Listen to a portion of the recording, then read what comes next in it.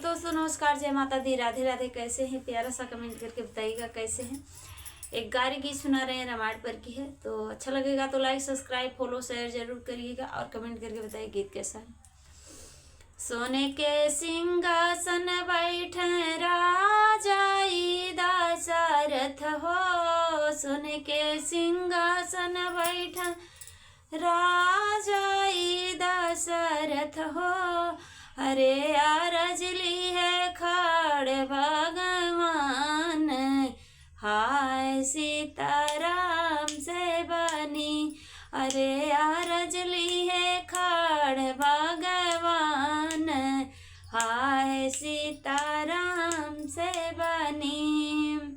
कहता तये पिता जैती ससुरारी हो, रे देखियौती अपन ससुरारी, हाय सीताराम से बनी, रे देखियौती अपन ससुरारी, हाय सीताराम से बनी।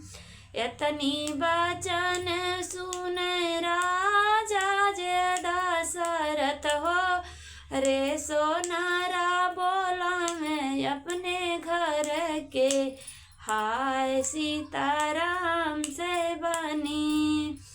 सोनारा जे आई लायन के घर के हो, रे घोड़ावा सजाई दियो सोने से, हाय सीताराम से बनी, अरे घोड़ावा सजाई दियो सोने से, हाय सीताराम से बनी।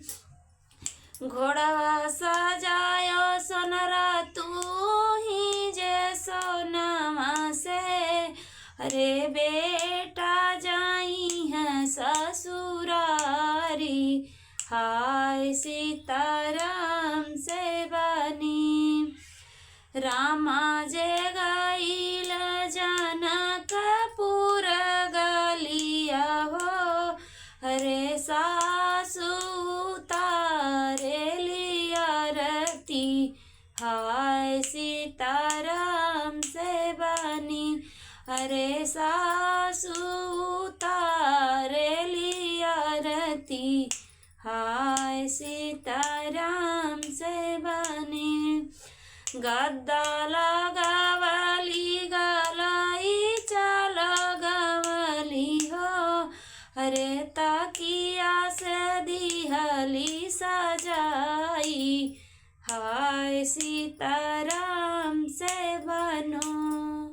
तो गीत अच्छा लगा तो लाइक सब्सक्राइब फॉलो शेयर जरूर करिएगा और कमेंट करके बताइए गीत कैसा है।